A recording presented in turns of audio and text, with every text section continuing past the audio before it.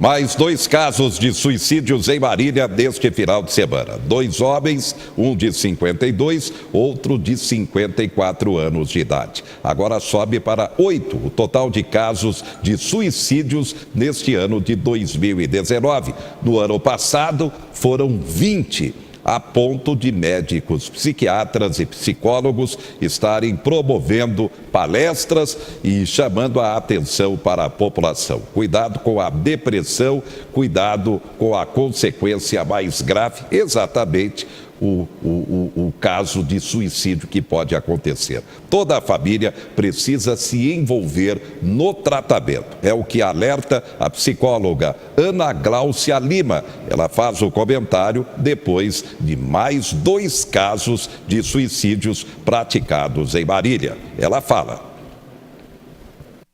O suicídio, muitas vezes, ele é estereotipado, ele é estigmatizado, né? Muitas pessoas falam de tentativas de suicídio como frescura, como drama, e não é. Nosso comportamento, falando de frescura e drama, levando essas pessoas a brincadeiras, a gente pode estar reforçando ainda mais essa ideação e essa tentativa, desafiando essa pessoa a cometer o suicídio. Então, nós somos corresponsáveis de alguns suicídios, sim. Bem, a senhora fez o comentário. Muitos casos poderiam ser evitados. Então, dicas importantes. Como?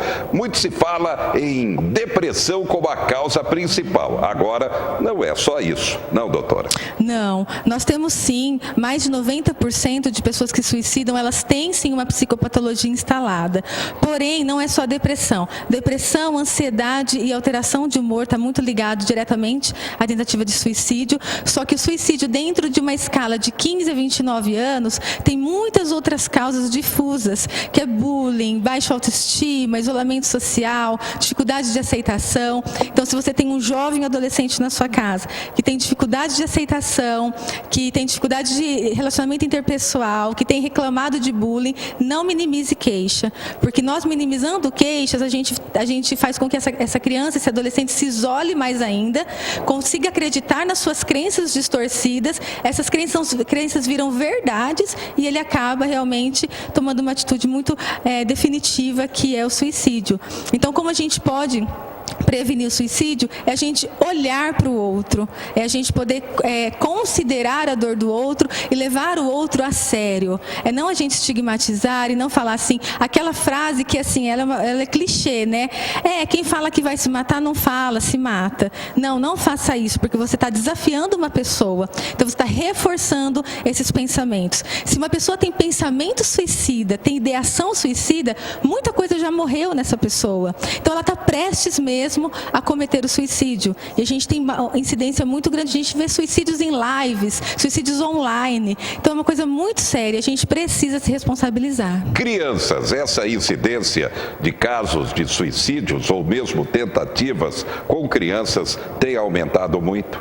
Com crianças tem aumentado, tem um dado alarmante que crianças a partir de 5 anos já têm cometido suicídio. E idosos também. Então, assim, a faixa etária que mais prevalece é de 15 a 29 anos, mas nós não descartamos crianças. Nós não tínhamos até então psicopatologias instaladas em crianças da maneira que temos e vemos hoje. Nós temos crianças muito deprimidas, crianças muito ansiosas, crianças com alteração de humor. Então, várias psicopatologias estão chegando até as nossas crianças, nós não estamos abrindo os olhos para isso e quando a gente for abrir o olho, talvez seja tarde demais. Então, assim, a incidência tem aumentado muito e a gente pode começar a entender os sinais, os comportamentos até mesmo da criança.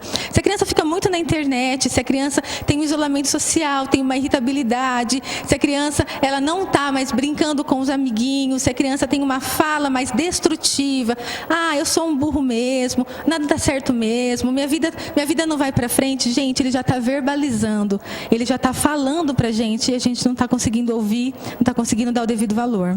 A importância do envolvimento de toda a família e, é claro, até de amigos, conhecidos, com relação à forma de tratar o problema. Doutora? Sim, é muito importante o envolvimento de todos. Nós temos estudos que dizem que as tentativas de suicídio, elas têm aumentado, assim, drasticamente diariamente, e essas pessoas elas vão até o serviço médico, são subnotificadas, subdiagnosticadas, não são tratadas da devida maneira. Então, dentro de 1 ano, essa pessoa tenta o suicídio novamente e consegue se matar. Então, a tentativa de suicídio ela já é algo muito importante para a gente abrir o olho. As crianças elas têm comportamentos autodestrutivos na escola, em casa, com os amiguinhos, na comunidade religiosa. Então, todos nós somos responsáveis de alguma forma. Se chega alguma criança que se automutilou, tenta entender o porquê que está acontecendo isso. Muitas pessoas falam, mas os psicólogos agora querem só conversar com as crianças, mas nós precisamos também conversar com as crianças, porque elas falam através de comportamento. Então a gente precisa abrir os olhos. Então é a comunidade como um todo. A responsabilidade não é só dos pais, ou do profissional de saúde mental, ou só da escola. A responsabilidade é de todo mundo, e principalmente dos pares. Se você tem um amigo, um vizinho que tem alguns comportamentos diferentes, é importante você sentar e falar claramente com ele. Porque às vezes a pessoa não tem coragem de falar que está pensando em se matar com medo do que as pessoas podem pensar, que as pessoas podem falar, do bullying que vai sofrer. Então a gente precisa se achegar até essa pessoa, a gente precisa dar esse conforto para que a pessoa fale sobre isso e com certeza 90% dos casos poderiam ser prevenidos. A população brasileira envelhecendo rapidamente. A incidência das tentativas ou casos de suicídio tem aumentado também na chamada terceira idade. Comentando isso também, doutora. Com certeza. Infelizmente, a gente tem percebido, tem dados, eu tenho um caso muito próximo de mim, de uma senhora de idade também que se enforcou por depressão, por isolamento, por solidão. A CVV tem um estudo que eles mostraram, alguns voluntários contando alguns casos, e um voluntário me chamou muita atenção dizendo que uma senhora ligou na CVV porque ela conseguiu fazer um bolo e ela não tinha para quem contar, então ela ligou 141 para poder contar que conseguiu fazer o bolo. Então, a solidão, os idosos, eles são deixados muito de lado hoje, infelizmente, né? O nosso mundo capitalista, imediatista, não tem nos permitido olhar para os idosos, para os mais velhos, para os nossos pais, nossos avós. Isso é um erro nosso, é uma responsabilidade nossa. E a solidão, ela faz com que a pessoa pense mesmo que ela não tem mais valor, que ela não tem mais idade produtiva, que ela não serve mais para nada. Daí, já é um passo para a ideação suicida, para a tentativa de suicídio e para o ato consumado. Tem aumentado, sim, as estatísticas na terceira idade. CVV e o apoio emocional. Como buscá-lo? Na CVV, você pode ligar 141, todos os dias, 7 dias por semana, 24 horas. Lá tem os voluntários treinados para te atender. Você não precisa se identificar. Se você tiver qualquer horário passando mal, ou então pensando, ou então prestes a cometer o suicídio, ligue. Vai ter uma pessoa orientada, uma pessoa treinada para conversar com você e vai te orientar. O que você deve fazer? Qual ajuda você deve procurar? Não tenha medo de procurar ajuda, não tenha medo de procurar um psicólogo, procurar a unidade básica de saúde. E eu peço para que os profissionais de saúde se preparem cada vez mais, porque eu acredito que a gente vai ter uma demanda muito séria e muito importante com as ideações e tentativas de suicídio. Nós, profissionais de saúde, nós precisamos nos preparar para poder acolher essa demanda, porque eu acredito que da mesma forma que tem aumentado, vai aumentar também a necessidade de saúde da população. Então não tenha medo de procurar uma unidade de saúde, procurar um médico, procurar um profissional, procurar alguém que você respeite, que você confie e fale, olha, eu não estou bem e passou pela minha cabeça a ideia de me matar, me ajuda, porque você não precisa dar um ponto final na sua vida, dê uma vírgula, não um ponto final. Só para a gente concluir, a incidência das drogas é cada vez mais preocupante. Isso tem levado também muita gente à tentativa do suicídio ou à concretização? Sim, as drogas é um problema, como o suicídio também é um problema de saúde pública, as drogas também é um problema de saúde pública. A força do grupo é muito grande, né, no meio de pessoas usuárias de drogas. A droga, ela ativa muitas deturpações mentais, então ela sim, ela pode provocar muitas distorções cognitivas, rebaixar cognitivamente. Também as pessoas que se envolvem com drogas, elas vão se envolvendo de uma tal forma que elas não conseguem sair dessa situação. E também são estigmatizados os usuários de drogas, né? Tem um estereótipo muito ruim. Então as pessoas elas vão se vendo em situações que não têm saída. Porque a pessoa que quer tentar se matar, pensa em suicídio, é uma pessoa que ela não vê saída para a sua vida, para a sua dor. E se você está pensando isso, você sabe do que eu estou falando. Então, quando a pessoa ela entra no mundo da droga, ela está super estigmatizada, ninguém confia mais nela, ela não aguenta mais pedir ajuda, porque é muito difícil mesmo sair das drogas, ela sim aumenta bastante o índice de suicídio, sim. Muito bem. Muito bem, obrigado à doutora Ana Gláucia Lima, psicóloga. Foram 20 casos de suicídios no ano passado e já são 8. Estamos na primeira quinzena do mês de março, já são 8 aqui em Marília, neste ano de 2019. O alerta está dado. Tarifa de ônibus sobe 30% no próximo sábado em Marília. A tarifa vai aumentar de 3 para R$ 3,80. Neste dia 11 de março, é lembrado o Dia Estadual do Motociclista. As motos têm provocado maior parte dos acidentes de trânsito na área urbana, ou seja, nas cidades, e o maior número de mortes e feridos graves. É preciso que nessa data haja uma campanha de conscientização, de orientação, para que haja realmente uma conscientização dos condutores de moto com relação a excesso de velocidade e manobras perigosas no trânsito das cidades. Por isso, essa campanha. Todo esse vai e vem, anda e para, freia e acelera, uma hora pode dar errado. No dia a dia no trânsito é bom ter paciência, equipamentos e atenção.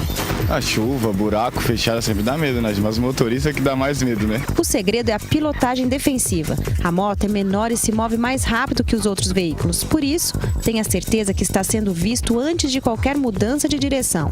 Manter o farol aceso e não só a lanterna, tanto de dia quanto de noite, ajuda. Outro cuidado importante é nunca ultrapassar pela direita. Se tem muito motorista que já não usa o espelho da esquerda, imagine o da direita.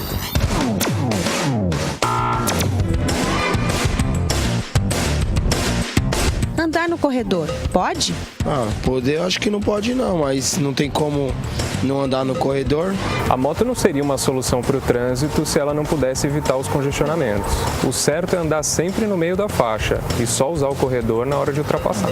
E dar aquela buzinadinha quando estiver passando? A buzinadinha ajuda se você achar que a situação é um pouco perigosa, mas também não precisa ficar gastando o dedo na buzina e atazanando a vida de todo mundo, né?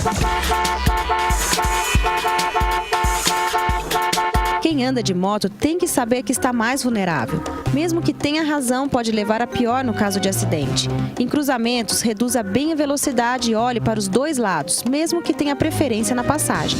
E devagar também ajuda a evitar imprevistos, como pedestres desatentos ou carros que não respeitam cruzamentos que são preferenciais para você que está de moto. Ponto cego, já ouviu falar? É o ponto que o motorista ele não enxerga no espelho, né? É o lugar mais perigoso para o motociclista, porque quem está dentro do carro não está te vendo. Evite.